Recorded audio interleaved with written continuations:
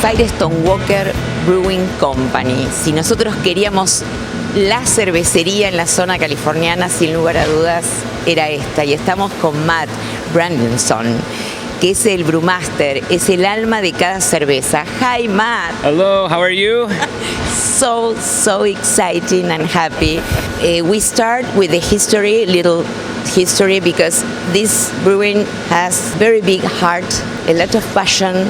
Well, Firestone Walker started in 1996. It actually started about 90 miles south of where we are today, in the vineyard property of the Firestone family, the Firestone Vineyard. So the brewery was born out of the wine world.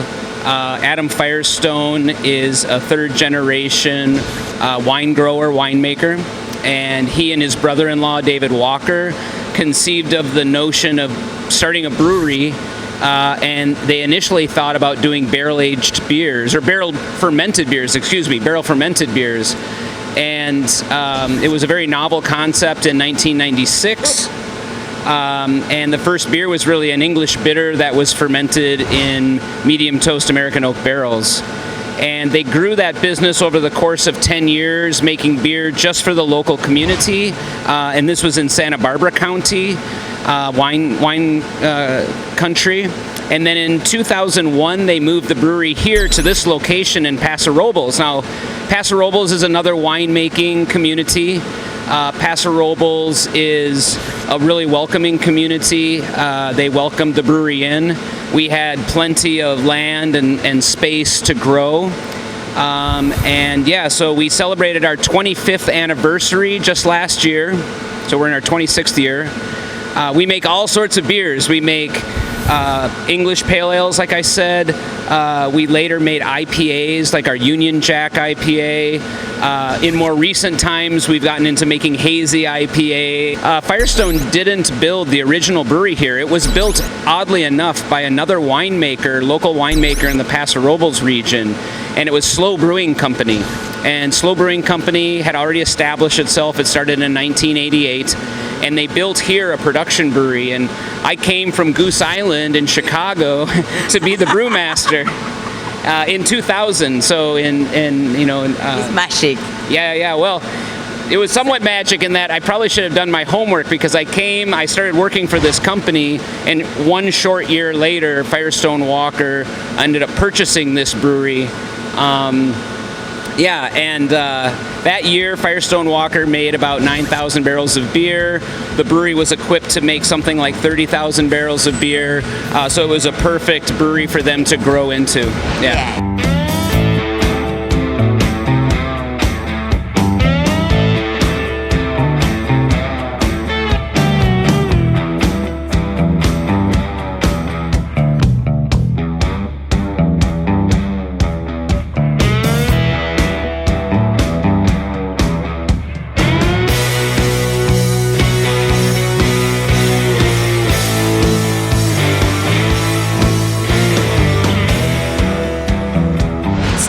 By step. Yeah.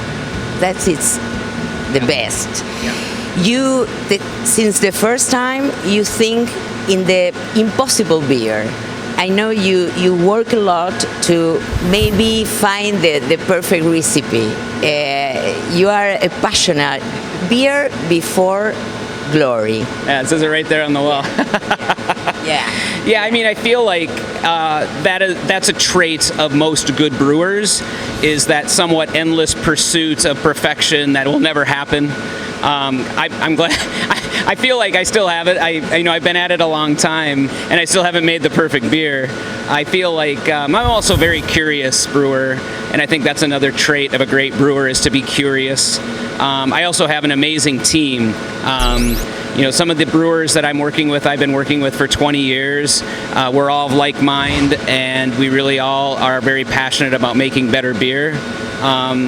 And along the way, we got into barrel aging, we got into sour beer production or barrel re-fermentations, mixed culture fermentations. We've dabbled in a little bit of everything because we're curious. Funny enough, our best-selling beer is a very simple blonde ale called 805 that kind of took this local community by storm.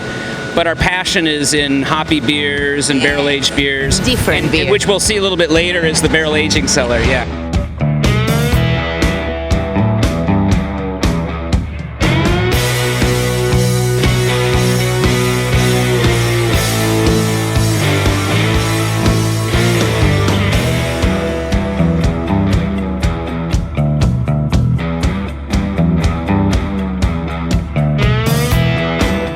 Estamos con Eric Ponce. Él es el director de todo lo que respecta a las barricas aquí. Ese es el Barrel Age Management. Y nos va a contar acerca de todas estas bellezas y cómo las cuida y qué tipo de barricas. En fin, lo va a decir todo él. Hi, Eric. Hello, how are you? Here with the smell. My God. Magnificent, beautiful. I'm so happy you guys are here today. Thank you, Eric. Okay, start where the point of view want. Yeah, so we're inside the barrel aging facility here in El Paso de Robles, California, Paso Robles at Firestone Walker Brewing Company. I oversee the maturation of what we call our vintage program, and that's the room we're in today. And these are all ex-spirit barrels that I've been aging beer in ex-spirit barrels for over 10 years.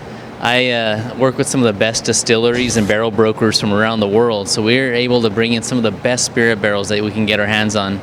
We bring in cognac barrels from France, Armagnac, tequilas, mezcals, different type of agave spirits, lots of rums, Jamaican rums, rum agricoles, lots of bourbon.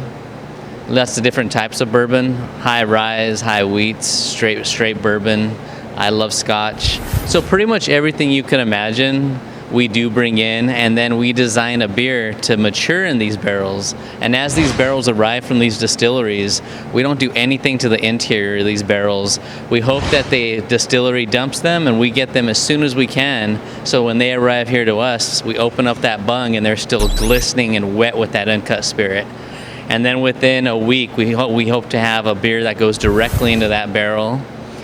We bung it up and we let it sit in this room. We maintain this room at 50 to 55 degrees Fahrenheit, and the liquid spends at least 1 year in the barrel. Yeah, 1 to 2 years.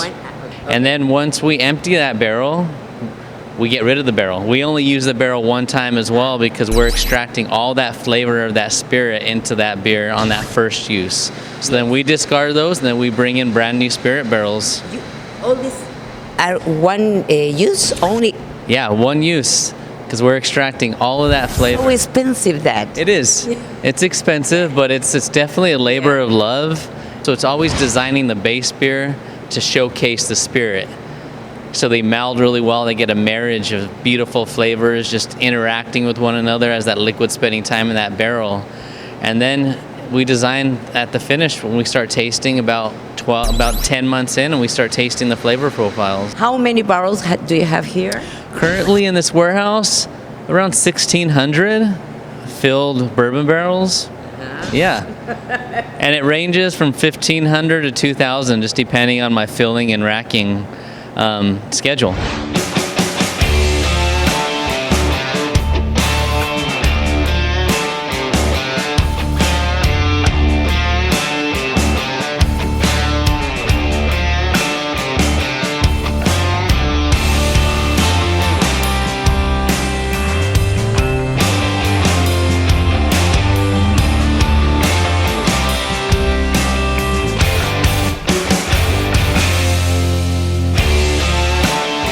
Which are the next step to you in recipes? What happened now? What happened with Matt?